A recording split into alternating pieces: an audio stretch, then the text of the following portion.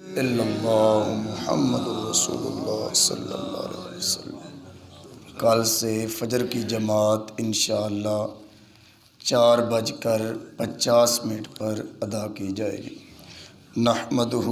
ونصلی ونسلم علی رسولہ الکریم، اما بعد فاعوذ باللہ من الشیطان الرجیم، بسم اللہ الرحمن الرحیم۔ کلا اذا بلغت التراقی وقیل من راق وظن انہ الفراق والتفت الساق بالساق الی ربک یومئذ المساق۔ صدق اللہ العظیم۔ اللہ رب العزت نے قرآن مجید میں ارشاد فرمایا، جب جان گلے کو پہنچ جائے گی اور آس پاس کے لوگ کہیں گے کہ ہے کوئی جو جاڑا پھونک کر لے تاکہ شفا ہو، لیکن وہ یعنی مرنے والا سمجھ لے گا کہ یہ دنیا سے جدائی کی گھڑی ہے اور موت کی سختی کی وجہ سے پنڈلی سے پنڈلی لپٹ جائے گی۔ یعنی جب بندے کی زندگی کا وقت ختم ہوتا ہے، جسم سے روح پرواز ہونے کا وقت آتا ہے اور موت کی سختی انسان کے جسم کے اوپر جب وارد ہوتی ہے، پہلی حدیث پاک میں حضرت عمر بن خطاب نے کعب الاخبار سے نقل کیا سکرات موت کے حوالے سے۔ انہوں نے فرمایا کہ موت کی سختی کا یہ حال ہے کہ جیسے پیٹ میں کانٹوں والی شاخ ڈال دی جائے اور اس کا ہر کانٹا ایک ایک رگ میں الجھ جائے، اور پھر کوئی طاقتور آدمی اس شاخ کو کھینچے تو اندازہ لگائیے کہ ایسی صورت میں کس قدر تکلیف ہوتی ہوگی۔ یعنی جب بندے کے اوپر اس کی زندگی کا وقت ختم ہونے کا ٹائم آتا ہے اور جسم سے جب روح پرواز کی جاتی ہے تو اس وقت کا بندے کا یہ عالم ہوتا ہے۔ دوسری حدیث پاک میں حضرت موسیٰ علیہ السلام کی مبارک روح جب اللہ کی بارگاہ کے اندر حاضر ہوئی تو اللہ تعالیٰ نے فرمایا کہ اے موسیٰ، تو نے موت کی سختی کو کیسا پایا؟ تو عرض کی، اے الہ العالمین، موت کی سختی ایسے تھی کہ جیسے کسی زندہ پرندے کو بھونے تو نہ ہی وہ مرے اور نہ ہی اڑ سکے۔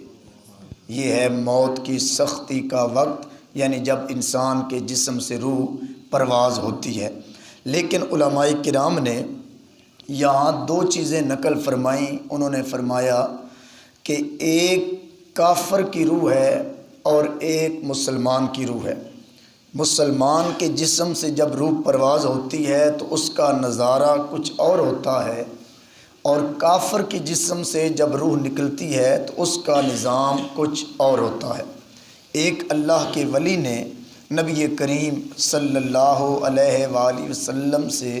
خواب کے اندر پوچھا کہ یا رسول اللہ، آپ کے غلام کے جسم سے روح کیسے نکلتی ہے؟ تو نبی پاک صلی اللہ علیہ وسلم نے فرمایا کہ جیسے خمیر آٹے سے بال نکال لیا جاتا ہے،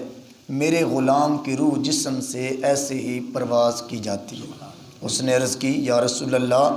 اللہ تعالیٰ نے قرآن مقدس کے اندر تو موت کی سختی کا تذکرہ فرمایا ہے، یعنی جسم سے جب روح نکلے گی تو بندے کی زندگی کا وہ بڑا دردناک علم ہوگا، دردناک وقت ہوگا۔ شاید زندگی میں اسے کبھی ایسی تکلیف نہیں پہنچی ہوگی جیسے موت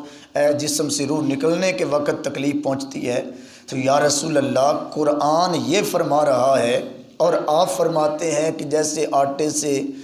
بال نکال لیا جائے ویسے ہی روح انسان مومن کے جسم سے نکلتی ہے۔ تو نبی پاک صلی اللہ علیہ وسلم نے فرمایا کہ تیری اس بات کا جواب اللہ کے قرآن سورہ یوسف کے اندر موجود ہے۔ وہ صبح اٹھ کے انہوں نے سورہ یوسف کی تلاوت کی، لیکن اندر سے اپنے سوال کا جواب نہ ملا تو ایک عالم دین کے پاس گئے۔ انہوں نے جا کے عالم دین سے اپنا خواب بیان کیا کہ میں نے خواب میں رسول پاک صلی اللہ علیہ وسلم کو دیکھا اور ساری بات بیان کی تو نبی پاک نے یہ فرمایا ہے کہ تیرا جواب سورہ یوسف میں موجود ہے۔ اس عالم دین نے قرآن پڑھا، فَلَمَّا رَأَيْنَاهُ أَكْبَرْنَاهُ وَقَطَّعْنَا أَيْدِيَهُنَّ وَقُلْنَا حَاشَ لِلَّهِ مَا هَذَا بَشَرًا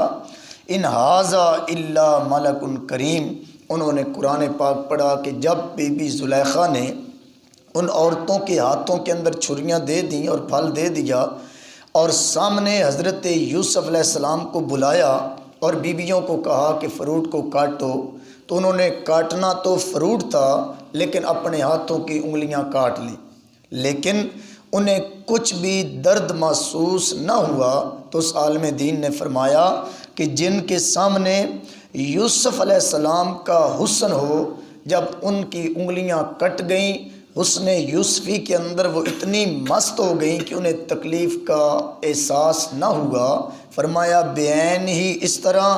جو مصطفیٰ کا سچا غلام ہوگا، جب اس کے جسم سے روح پرواز ہوگی تو سامنے جمال مصطفیٰ تشریف فرما ہوگا۔ تو کملی والے آقا کی زیارت جب وہ کرے گا تو جتنا مرضی موت کی سختی آئے گی، زیارت مصطفیٰ کی وجہ سے وہ ساری تکلیف اللہ آسانیوں کے اندر تبدیل فرما دے گا۔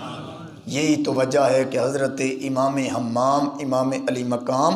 امام مظلوم، امام حسین رضی اللہ تعالی عنہ میدان کرب و بلا کے اندر جب جسم سے روح پرواز ہونے کا وقت آیا، جب سر تن سے جدا ہونے کا وقت آیا، تو اس وقت بھی حسین اپنے رب کو سجدہ فرما رہے تھے۔ تو یہاں سے یہ بات بھی سمجھ میں آئی کہ چونکہ ان کے سامنے نور مصطفیٰ تشریف فرما تھا، تصور مصطفیٰ تھا، جمال مصطفی تھا، تو انہیں پھر درد کا احساس کس طرح ہو سکتا ہے؟ تو یہ مومن کی روح ہے جب اس کے جسم سے نکلتی ہے۔ فرمایا پھر آگے جا کر اللہ کا فرشتہ جب روح نکال رہا ہوتا ہے تو سرہانے کی طرف ملک الموت بیٹھ کر اس کو فرماتا ہے، یا ایتھا النفس المطمئنہ، اے نفس مطمئنہ، وہ نفس کہ جو اللہ کے ذکر کے ساتھ ہر وقت مست رہنے والا تھا، اللہ کے ذکر کے ساتھ ہر وقت اس کو سکون ملتا تھا، ارجعی الی ربک راضیۃ مرضیہ، پس لوٹ آ اپنے رب کی طرف واپس اس حالت میں راضیۃ مرضیہ، آج تو اپنے رب کے اوپر راضی ہو جا، تیرا رب آج تیرے اوپر راضی ہو چکا ہے۔ فادخلی فی عبادی، پس تو اللہ کے نیک بندوں میں شامل ہو جا، وادخلی جنتی، اللہ تعالیٰ تجھے آج جنت عطا فرماتا ہے۔ تو نبی پاک صلی اللہ علیہ وسلم نے اس حدیث پاک کی بھی وضاحت کے اندر بہت زیادہ حدیث پاک ہیں، بالکل مختصر کرتا ہوں۔ سرکار مدینہ صلی اللہ علیہ وسلم نے ارشاد فرمایا کہ جب اہل ایمان کی روح فرشتے قبض کر کے آسمان کی طرف جاتے ہیں تو فرمایا ہر آسمان کے اوپر اللہ کے فرشتے اس کی روح کا استقبال فرمایا کرتے ہیں، اور جب وہ روح اللہ کی بارگاہ کے اندر پیش ہونے لگتی ہے، اللہ کی بارگاہ میں پیش کرنے سے پہلے سید الملائکہ جناب جبریل علیہ السلام 70,000 فرشتوں کے ساتھ نبی پاک سرکار کے غلام کی روح کا استقبال فرماتے ہیں۔ لیکن یہ کس کا استقبال ہوگا؟ یہ کس کو سکون ملے گا؟ کس کو خوشبوئیں آئیں گی؟ کس کو فرشتے سلامیاں دیں گے، محبتوں کے نذرانے پیش کریں گے؟ جس کے دل میں نبی پاک صلی اللہ علیہ وسلم کی محبت تشریف فرما ہوگی، آقا کریم کی محبت جس کے دل میں ہوگی، یہ اجر سارا اسی کو ملے گا۔ فرمایا جب اس کی روح اعلیٰ علیین کے اندر پہنچائی جاتی ہے، فَيَأْتُونَ بِهِ أَرْوَاحُ الْمُؤْمِنِينَ، پس مومنوں کی ساری روحیں اس کو ملتی ہیں، اس کا استقبال کرتی ہیں، اس سے جس طرح ہم ایک دوسرے سے ملتے ہیں ایسے ملاقات کرتی ہیں۔ فَلَهُمْ أَشَدُّ فَرْحًا بِهِ مِنْ أَحَدِكُمْ بِغَائِبِهِ يَقْدُمُ عَلَيْهِ، نبی پاک نے فرمایا جس طرح تمہارا کوئی قریبی رشتہ دار سفر کر کے کسی دوسرے ملک میں چلا جائے یا اپنے شہر اپنے گھر سے باہر چلا جائے اور کافی عرصے کے بعد وہاں سے واپس آتا ہے، اس کے بھائیوں کو اس کی آمد کا انتظار ہوتا ہے، والدین کو اس کی آمد کی خوشی اور اتنی خوشی ہوتی ہے کہ دنیا کا مال ایک طرف ہوتا ہے، رشتہ دار کا جمال ایک طرف ہوتا ہے، ایک نظر دیکھنے کو اس کو دنیا ترس رہی ہوتی ہے قریبی رشتہ دار، اور جب وہ واپس آ کے ان کو ملتا ہے تو فرمایا جتنا باپ اور ماں اپنے بیٹے جو بچھڑا ہوا بیٹا ہو اس کو مل کے خوش ہوتے ہیں، اس سے کئی گنا زیادہ جب اس مسلمان کی روح اعلیٰ علیین میں جاتی ہے تو باقی روحیں مل کر اس کو فرحت محسوس کیا کرتی ہیں۔ اب اگلی بات قابل غور ہے، فَيَسْأَلُونَهُ مَاذَا فُلَانٌ مَاذَا فُلَانٌ، وہ جو ارواح ہوتی ہیں جو پہلے پہنچ چکی ہوتی ہیں وہ اس سے پوچھتی ہیں فلاں بندے کا کیا حال ہے، فلاں کی طبیعت کیسی ہے، فلاں کا کاروبار کیسا ہے، فلاں کیسا، فلاں کیسا، اس کے بچے کیسے، والدین کیسے، اس طرح کی مکمل معلومات جب لیتے ہیں فَيَقُولُونَ دَعْوَهُ، تو وہ جو روح زمین سے آسمان کی طرف جاتی ہے وہ کہتی ہے چھوڑو ان کو، فَإِنَّهُ كَانَ فِي غَمِّ الدُّنْيَا، وہ تو سارے کے سارے دنیا کی مستی کے اندر مست ہو چکے ہیں، وہ دنیا کی مستی میں مست ہو گئے، فَيَقُولُ قَدْ مَاتَ أَقَامَكُمْ، اور کچھ بندے ایسے بھی تھے کہ جو میرے سے پہلے فوت ہوئے ہیں، کیا ان کی تمہارے ساتھ ملاقات نہیں ہوئی؟ یعنی یہ روح پہلی ارواح سے سوال کرتی ہے تو وہ کہتی ہیں فَيَقُولُونَ قَدْ ذُهِبَ بِهِ إِلَىٰ أُمِّهِ أَهْلِهَا وَبِهِ، تو انہوں نے کہا کہ لگتا یوں ہے کہ وہ جنت میں اس کی روح نہیں آئی، وہ جہنم کی طرف چلی گئی ہے۔ تو اللہ تعالیٰ کی پناہ ہر اس چیز سے مانگنی چاہیے جس میں اللہ کی ناراضگی موجود ہوتی ہے۔ تو فرمایا دوسری حدیث پاک میں نبی پاک صلی اللہ علیہ وسلم نے